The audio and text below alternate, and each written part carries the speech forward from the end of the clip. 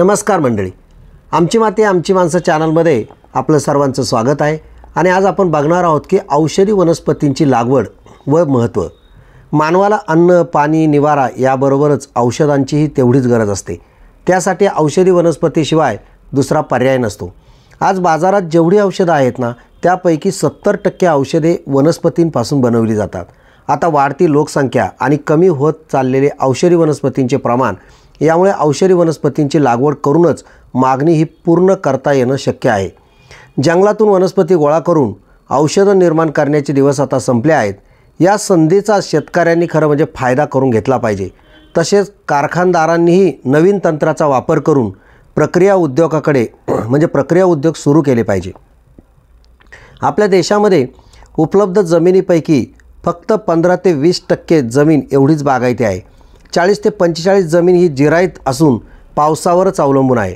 तर बाकीचं क्षेत्र बघितलं तर ते पडीक आहे। गावोगावी लहान मोठ्या वनस्पती जळण, लाकूड, कोळसा तयार करण्यासाठी वापरून नष्ट करण्यात आल्या आहेत। आपल्या देशामध्ये वनस्पतींचा वापर करून अनेक औषधंही तयार केली जातात। औषधी वनस्पतींवर आधारित कारखानदारी मोठ्या प्रमाणावर आहे। आयुर्वेदिक, युनानी, होमिओपॅथिक अशा प्रकारची औषधं बनवण्याचे 8-10 हजारपेक्षा जास्त कारखाने आपल्या देशात आहेत। परंतु त्यांना आवश्यक असणाऱ्या औषधी वनस्पती मिळत नाहीत। निसर्गामध्ये अनेक वनस्पती वाढत असल्या तरी औषधी निर्मितीसाठी मोजक्याच वनस्पती वापरल्या जातात। काही वनस्पतींचे चूर्ण, अर्क, तेल व इतर रासायनिक द्रव्ये औषध निर्मितीसाठी वापरतात। काही वनस्पतींच्या उत्पादनास परदेशामध्ये मागणी असल्यामुळे निर्यातीला वाव आहे। औषधी वनस्पतींपैकी काही महत्त्वाच्या वनस्पती आपल्याकडे लागवडीस उपयुक्त आहेत। त्यामध्ये आपण बघितलं असेल कोरफड, अश्वगंधा, गुंज, पुदिना, ब्राह्मी, शतावरी, सदाफुली, सफेद मुसळी, सोनामुखी, लाजाळू, काळी मुसळी, वेखंड, गोकर्ण, वाघारी यासारख्या वनस्पतींचा आपल्याला उल्लेख करता येईल। अश्वगंधाच्या वाळलेल्या मुळांचा रोगनिवारक उपयोग होतो। त्वचा रोग किंवा पोटातील जे व्रण किंवा कंबरदुखी, सांधेदुखी हे दूर करण्यासाठी उपयोग केला जातो। अनेक प्रकारचे टॉनिक आणि हर्बल चहा बनवला जातो। ही वनस्पती मिरचीसारखी दिसते।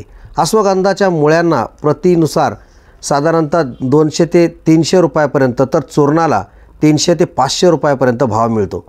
या वनस्पतींची व्यापारी तत्वावर लागवड करणे गरजेचे आहे, कारण आंतरदेशीय बाजारपेठेत अश्वगंधाला चांगली मागणी आहे।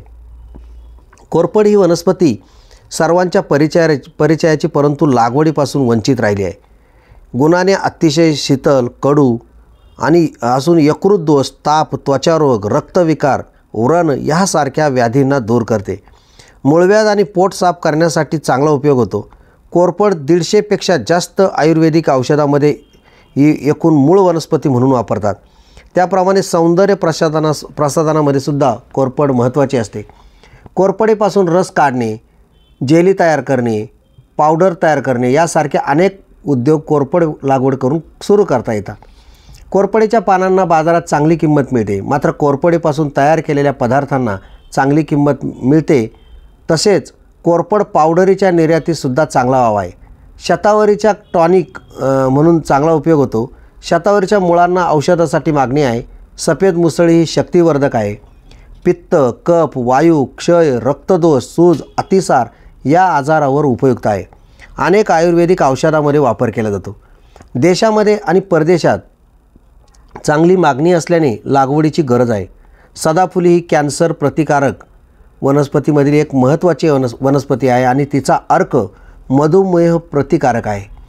वनस्पतीला आंतरराष्ट्रीय बाजारपेठ चांगली मागणी आहे। आंतरराष्ट्रीय बाजारपेठेमध्ये ब्राह्मी वेलवर्गीय वनस्पती असून तिच्या पानांचा उपयोग कफ, संधिवात, दमा यासाठी होतो। ही एक मेंदूचे टॉनिक म्हणून याचा उपयोग तेल तयार करण्यासाठी होतो। गुंजसुद्धा वेलवर्गीय वनस्पती आहे। तिची मुळे खोकला आणि मूत्र रोगावर वापरतात। गुंजाची पानं जर तुम्ही बघितलं, पानाच्या दुकानामध्ये मसाला पान तयार करण्यासाठी वापरतात। पुदिनाचा उपयोग कफ, खोकला, अतिसार, ज्वर, कृमी यांचा नाश करण्यासाठी होतो। पानात तेल असते, याच्या पानाला व तेलाला चांगला भाव मिळतो। अशा या बहुपयोगी अशा वनस्पतींची लागवड खरं म्हणजे शेतकरी बंधूंनी केली पाहिजे। औषधी आणि सुगंधी वनस्पतींची मोठ्या प्रमाणावर आता मार्केटमध्ये मागणी आहे। आणि तरुण जे युवा शेतकरी आहे त्यांनी आता ह्या औषधी वनस्पतींच्या लागवडीकडे वळालं पाहिजे. ज्यांना शक्य आहे त्यांनी खरं म्हणजे प्रक्रिया उद्योगाकडे सुद्धा वळालं पाहिजे. आणि ह्या औषधांच्या मागणीमध्ये मोठ्या प्रमाणावर मागणी वाढतच चाललेली आहे. त्यासाठी शेतकरी बांधवांनी आपल्या औषधी वनस्पतींच्या म्हणजे लागवडीकडे वळावं आणि त्याचा फायदा घ्यावा.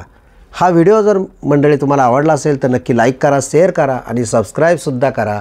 धन्यवाद.